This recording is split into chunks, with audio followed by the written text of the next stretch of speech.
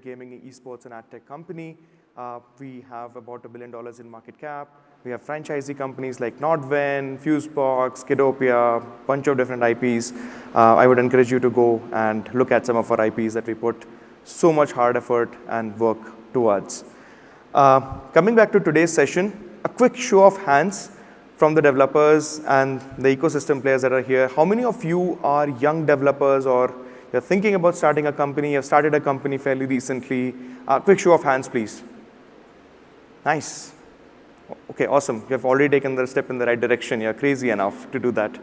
How many of you are, you already have some understanding of the games industry and ecosystem, how it operates, and you want to just learn more? Just a quick show of hands.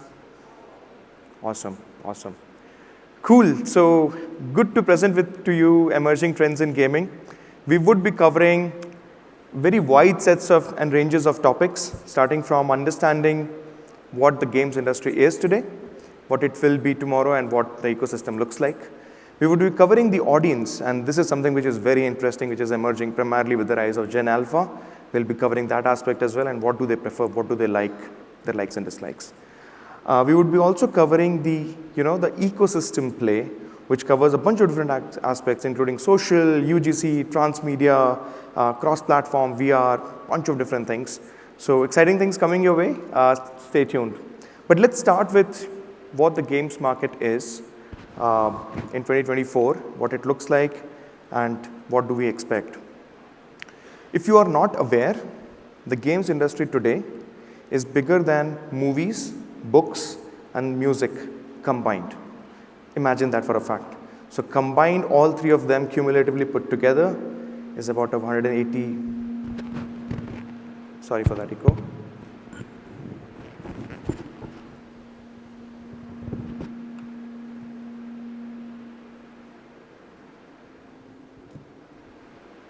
Is it better?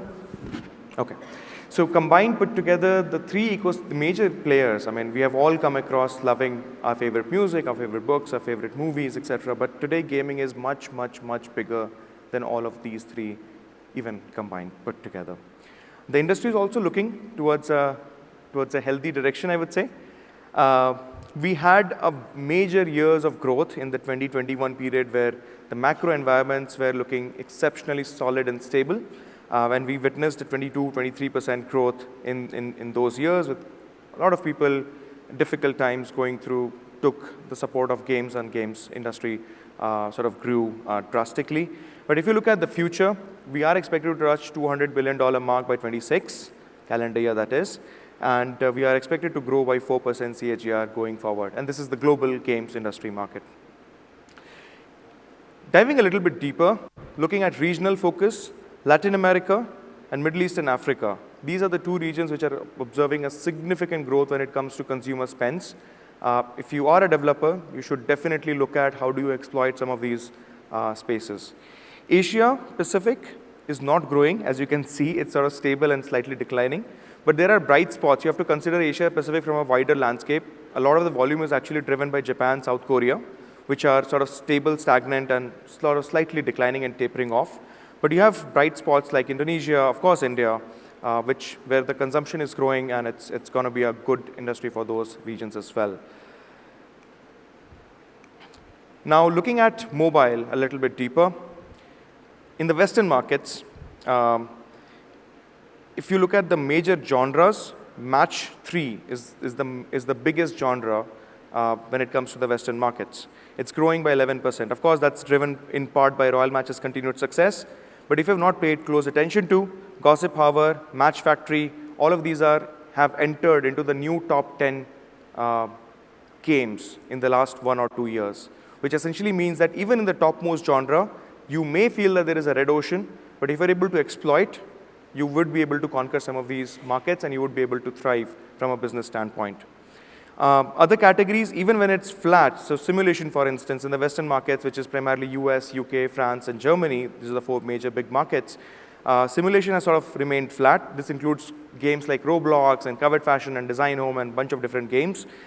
Even there, if you see a South Korean company, Love and Deep Space, actually creating a massive impact in the Western markets and entering into the top 10 charts. which essentially means that East and West divide is sort of something that you can also look at and make games for global audiences. On the PC console market, 2022 observed a $92 billion. 23 was not much different, it's $94 billion. But from a region perspective, North America and China are the two biggest markets. The other interesting thing to note on the PC console market primarily is that we are seeing decline in the engagement or the number of hours that users spend by as much as, it has declined by as much as 26% quarter-over-quarter decline since 21 Q1, which essentially means that premium is going to play a fundamentally more impactful role going forward, because you would want to monetize your users early on, and you would want to have a good playbook and a good content and experience for the users in those demographies. Microtransaction-led or in-app purchase-led or free-to-play games, as people call it, that also contributed significantly, but it's fundamentally harder to create, but there's a good enough market for you to sort of look at those category and monetization model of games as well. Now, talking about the consumer segment, now having spent some time on mobile and console, the interesting thing that comes out is Gen Alpha, which is, if you don't know the nomenclature, it's 2010 and after, whoever is 2010 and later, is something which is going to be the main consumer focus, at least for the next 10 years. That's a huge opportunity. Now, imagine, some of you here are as old as me, so we're in the millennials category. I'm not giving my age up, but we're in the millennials category. We have seen the evolution of multiple different modalities on how the media is consumed and distributed. We have seen the rise of TV, mobile, PC, console, everything. Gen Z was brought with mobile, so they had a inherent affinity towards that mode of medium and platform. But the Gen Alpha today is not only being born in the mobile age, but they're also born in the age of ChatGPT. They're also born in the age of Roblox. They're also born in the age of Minecraft. You need to delve into those spaces to understand those audience segments much better. According to Google's own survey, they believe that by 2026, early, mid, Gen Alpha is going to be the major consumer driver for almost all their gaming and apps ecosystem, which is a huge opportunity presented in front of us, and it's growing. So it's something which is, it's already there, and it's growing. If you look at some of the games and genres that these audiences play, they are typical king of the hill audiences. They play in a different format, though, so you have to understand the subtleties. While they play the same genre of games as Gen Z, the formats are very different. They don't mind pixelated arts. They like social interactions more. So you have to understand these subtleties when you're building products for these segments. But typically, the broader genre is adventure, fighting, racing, shooter. That's something that the Gen Alpha typically enjoys and thrives on. Now comes the fun part. This is where the industry is, and that's something that was a good groundwork that we laid out. The fun part is the emerging trends in gaming. This is fun because the world is so chaotic. There's so many tools, technologies, platforms, contents, distribution modes that are present. It may feel that there is no significant pattern to how the ecosystem is evolving. I always fall down to this basic framework and try to give you some example as to what and how we think about this framework. There are two broad first principle philosophy. If you think about them, you potentially could be able to create the next big hit. The first is, if you are able to engage audience better, or if you are making the games more accessible, both from a development and a consumption standpoint, you are bound and supposed to win in this ecosystem. Which essentially means that if you look at the early eras when arcades sort of came in, you had to go to a place, you had to pay, and then you had to play. Then you look at the console, you could enjoy it from the comfort of your couch. A lot of obesity is associated with that as well. But that aside, you look at early handheld device, which essentially means when you are traveling, you could play. Then you came to the era of PC, which gave more immersive experiences than handheld devices. Then the era came of mobile, which is giving you an immersive experience, but not to the same extent as PC console even today. But there are bright spots there as well. But it gives you fundamental access to anywhere and anywhere you can play, and it's fundamentally more distribution-led. Its monetization is very seamless. Everything is sort of going forward. So these were all the evolution in the gaming ecosystem that we had from an accessibility standpoint. Then you see the rise of engines, making the game development process more accessible. You have the rise of Roblox and Fortnite, which makes UEFN primarily, which makes the game making process even more accessible, distribution platform even more accessible to developers. And then you have Gen AI, right, which essentially would lead to a very good rise. And I'm just trying to lay down the foundation. VR also is a very important direction in which I think the industry is headed towards, primarily because it gives you more immersive experiences, which either of the previous devices could not. And we'll spend a couple of minutes there as well. So any monetization model, any distribution platform, any content type that you're thinking of developing, if it fundamentally solves your accessibility problem, or if it's fundamentally solve your immersiveness problem, potentially that technology is going to stay, and you can build on that technology for a very long duration. So it's not a fickle technology that it will come today and it will die down tomorrow.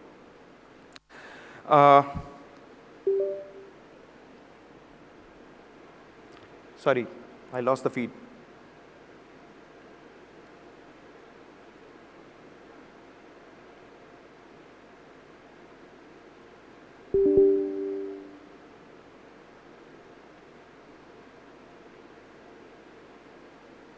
While the feed is coming back online, some of the defining elements of 24 were social gaming, transmedia.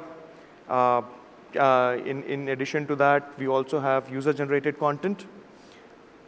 And the larger platform ecosystem, which is the enabling ecosystem, the rise of Gen AI, looking at games as a platform, which is what we discussed in the previous 2 sessions that we have had here, cross-platform, VR, and cloud gaming. These are all the enabling ecosystem, which eventually would help solve through the first 3 emerging trends, broadly speaking. But if you look at the larger trend, all of them put together, that brings you the definition of metaverse. I don't like that term anymore because it's been used so many times in so many different contexts. But typically, what I like to believe metaverse is a digital twin traversing through the digital economy. And these are the tools that we have today that is enabling us to do so. Looking at social, if you look at social, it has had a long history. It started with just the core feature sets, which means sharing with your friends, chatting with your friends, inviting your friends. So everything to do with friends, leagues, multiplayer modes, and the likes of it. So it was more feature-led. Then came the social interaction bit to it. You have platforms like Discord, you have streaming platforms, you have in-game chats, you have a bunch of different products and platforms which focuses on that. And then came the social spaces concept, which primarily looks at Roblox and Fortnite. If you look at them, they are now becoming more like a space. You can have concerts. So Lazy Oaf had a concert, and his concert was attended by more people than any other concert put together, which gives these creators a massive audience base and a massive reach. So that's a very, very interesting thing. So when you're building a product, if you look at Monopoly Go, if you look at Ludo King, some of the games that have made huge impact primarily relied on social. But the social gaming concept is also changing. How do you view social? But this is something which is very interesting, and you should definitely take a look at. UGC, of course, is one of the more hot topic today in these years. But primarily when I talk about UGC, people talk about either Roblox or Fortnite. But it's much more. And it has been present way back before Roblox and Fortnite even existed. One example that I like to give is Counter-Strike. Everybody would have heard or played that game at some point of their life. And Counter-Strike is fundamentally a user-generated content. It was a modded content. And therefore, you look at that game, and it's still live. It's still doing amazing and phenomenal for Valve. So user-generated content essentially solves for creating unique experiences for diverse and niche user bases and user needs. Right now, gaming is very mass market. The games that you build is defined by how many users can you acquire, how many users attribute to those games, and that's why audience prototype and psyche becomes much more important. But once you start looking at YouTube as a content generation platform, that's fundamentally a user-generated platform, you would find niches of players who are operating and creating unique content for a specific community of users. Here, there are 2 important aspects, which is the unique content and community of users. This potentially can help you create much more meaningful community for a select type of audience that you are looking to engage with. I like to give this as an example to broaden the horizon. These are necessarily not the only ones that are doing or looking at UGC. You can look at any game that could be a platform in the coming days. But look at Minecraft, look at Roblox, look at Overwolf. You should definitely take a look at them. Try and see if you can build a content for them and distribute the content for them, and in return create businesses which is meaningful for you. It's not just mobile, PC, console anymore. It's much more. It's way much more. The rise of transmedia is a very interesting phenomena. If you look at one good example, edge runners, Cyberpunk was sort of dying down because the response was not as great as CD Projekt Red would have expected. Not dying down, but still, I mean, the response would have been something which was much higher. But when they launched Edge Runner, a series, look at their MAU shot up by 250% just in 1 month. Imagine the power of transmedia on how it can potentially benefit your game. It's difficult to think about it, to implement it, to execute it, but this is fundamentally a very powerful tool for you to look at in future. Recently, I mean, I was looking at it one week back. I think Arcane also launched for League of Legends. So League of Legends fundamentally has been operating on a transmedia model. So it's something which is very exciting. It's something which gives your game an IP status, and you can engage your audience for a very, very long duration. Now, games as a platform is something which is, again, a very interesting topic. Nazara announced partnership with ONDC to look at the last point mentioned here, which is gaming commerce, 2 days back, at IGDC, of course. But if you look at game commerce, why should you look at your gaming company and your product as a content? You should look at it from a platform perspective. Suppose you had users for your content on YouTube. Would you not try to monetize it through merch sales? Would you not try to monetize it through any others and a kind of cross-sales affiliate models? You would. So why not look at games through the same lens? And game commerce is exactly a step towards that direction. It enables you to monetize your users, engage with your users in a far more meaningful and fundamentally better manner, and try to create both engagement for users and revenue for developers. Then you can also deploy that capital to sort of make more engaging experiences and build better businesses in time. But other interesting aspects that are emerging are direct to consumers. People call it web shops. People have different names for it. It's also blurry when it comes to vouchers, reward points, and things like that, rewarded platforms, etc. So essentially what the direct to consumer means is, how can you establish a relationship with your consumers directly without any intermediary or any platform involved in between. A lot of the players globally are driving significant revenues from web shops, which is one manifestation of the direct-to-consumer methodology or direct-to-consumer philosophy. But there are others as well. So vouchers, reward points, and things like that should also be in something in your agenda. And how do you engage, reward users for their time, their commitment towards your content. And of course, real-time payments. But that's something which we believe it's more of an ecosystem play. Google has already implemented UPI. India is the #1 real-time payments provider globally. Owing thanks to UPI, probably we believe ONDC could do similar things. Generative AI, coming to the next point, is a very interesting and fascinating aspect. As a developer, I think you would relate to this trifecta. So it's a cost, time, and scope dilemma that you have. You can optimize the two, but not the third one. Generative AI essentially gives you the tools and the means through which you can reduce cost, reduce time, and increase scope altogether simultaneously. So last time when I spoke a year back, we were in level 2 for game development using generative AI. Based on my interaction, we believe we are progressing slowly towards the level 3, which essentially means that on level 1, you had static games.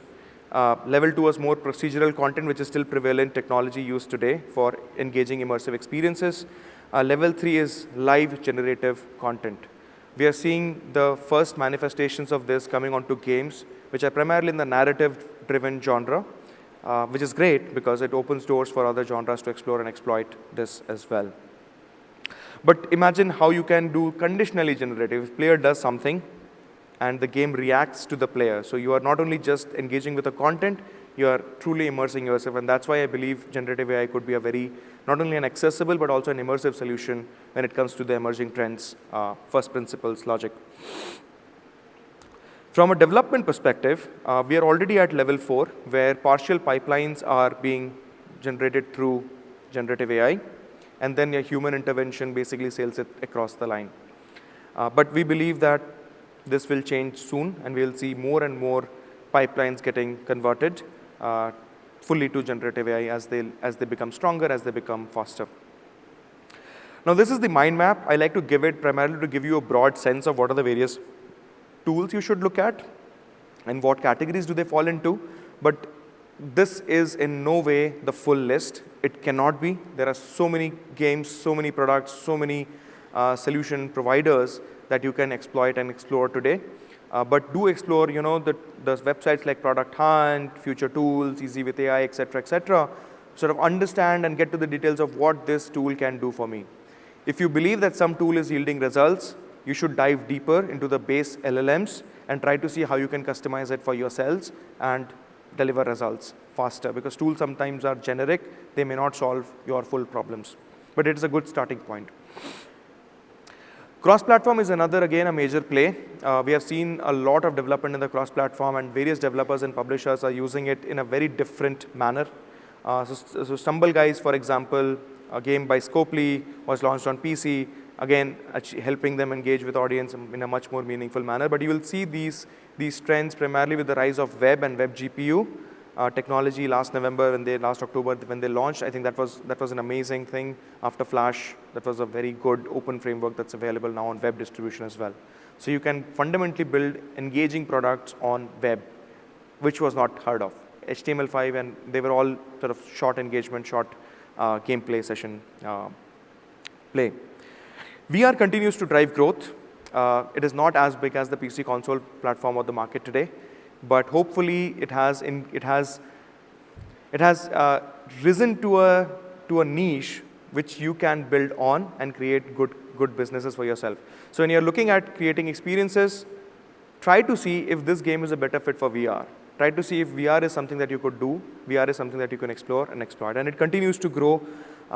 Even if you're not able to develop a consumer product on VR, there are a lot of solutions and a lot of good businesses on the enterprise side, which gives simulation experiences, training experiences, and things. So you can eventually pivot to that if you're not successful. So there's always a fail-safe option that is available to you.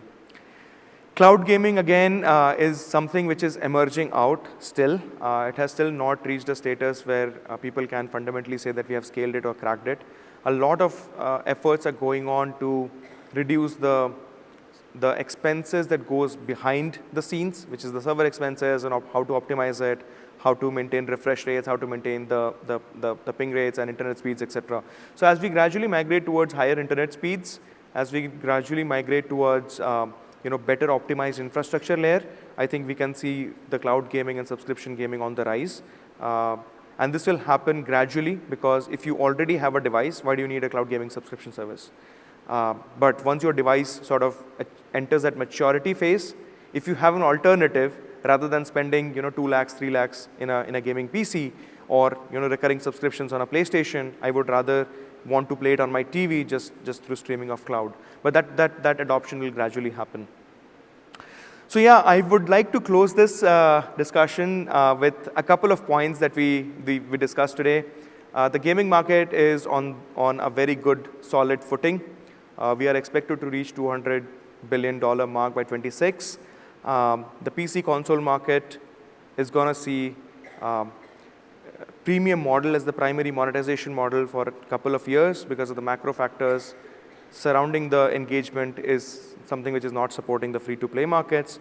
LATAM, MENA, and brighter spots across the world like India are going to be the key growth drivers for that market globally. Social, UGC, Gen AI are fundamentally important for you to look at today. The technologies are here. People are building great businesses. Please do take a look. Game as a platform, primarily with launching with e-commerce, I think is something which is amazing. You should definitely try it. Cross-platform, transmedia, and VR are additional ways for users to increase the overall engagement, either through accessibility or through immersive environments. So that's my talk. I'm happy to take any questions. And you can always find me on Substack, LinkedIn, WhatsApp. You can follow the deck on my Substack. Happy to take any questions if you have. Thank you. Of course. Hi, Saikat. Great presentation. Thank you. I just want to know that is Nazara walking the talk that you just played out, especially in terms of what's the future, Gen AI, VR, AR, Yes. cloud, Yes. and cross-platform. Yes. We are looking at all the options. Are you looking at specific plays in that space, or are you just trying to squeeze more out of organic growth and the current funnel that you had? So we are looking at all the options.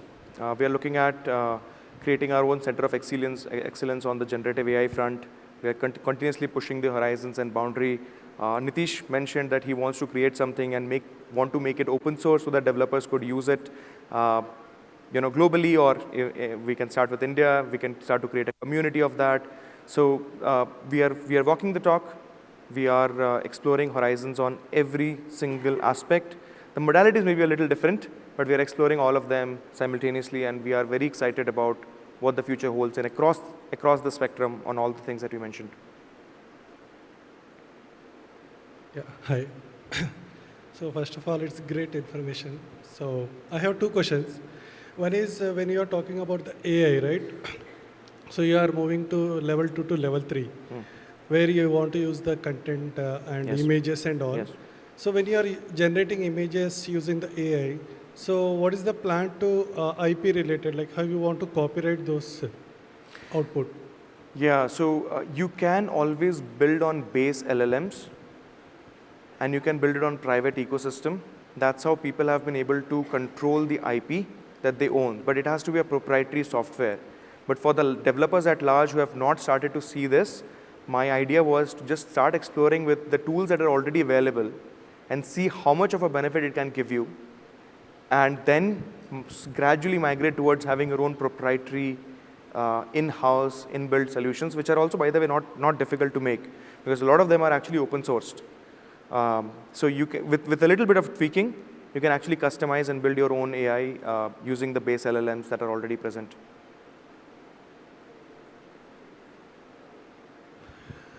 See, is there any roadmap to enable games for PWD people?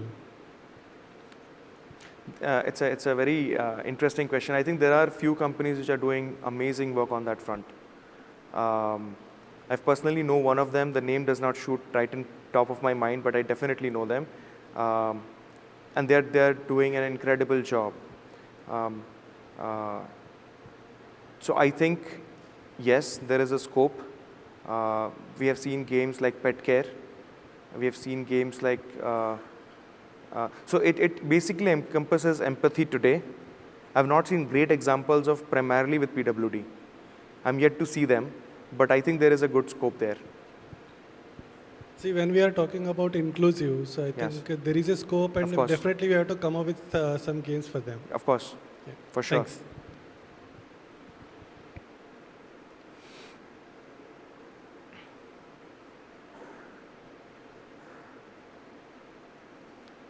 Any other questions?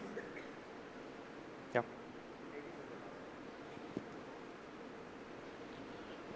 So when you say social gaming, Yeah. how do you define social gaming? Yeah.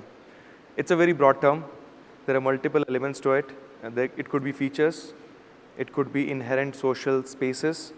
Something like an Animal Jam for us, which is our product portfolio. It's an inherently social experience. People come in to experience Animal Jam. They want to talk to other people. And it has different use cases also, by the way. So you can actually come, somebody wants to learn some language. They can come and speak with somebody, right? After having, of course, basic degree of understanding of that knowledge. So essentially, it means very different things for different people. But anything and everything that you can do to fundamentally make the engagement and interaction between your player bases is what I would call social. It can be conferences, it can be virtual meeting rooms, it can be virtual concerts, it could be virtual interaction, chat, video, whatever. It could be virtual play. So if I'm playing with you, you as an influencer, if I'm playing with you, definitely that's social. It could also mean I'm making game based on my influencer legacy. We are seeing some of the studios there as well. So influencers are now making their own games to tap onto their community. So influencers have realized that they are not content powerhouses. They are ecosystems and they are platforms. So I think that's something which we mean by social. So what is social for you could be very different from what is social for me. Yeah. So the interaction, so I also think that social gaming would basically enable people to interact a little more, engage a little more. But that also poses some kind of safety issues for, like, because there are enough players for moderation. There are enough players. Trust me, we know because we operate kids companies as well. Yes. So there are enough moderation tools and enough moderation companies that you can use today. If it's fundamentally beneficial, you can go ahead. Hey, Saikat. Just one more thing I wanted to understand on social. Is there a limitation on social when it comes to casual gaming? No. Or can we go all out? You can go all out. Yalla Ludo. It's fundamentally a social platform. It's more social than Ludo King. Just to give you an example. So it means very different things for Yalla to be social versus Ludo King to be social. So I'm just giving two examples. Majlis, the rooms that they have, it's social. Right? All right. Thank you, guys. Thank you, everyone.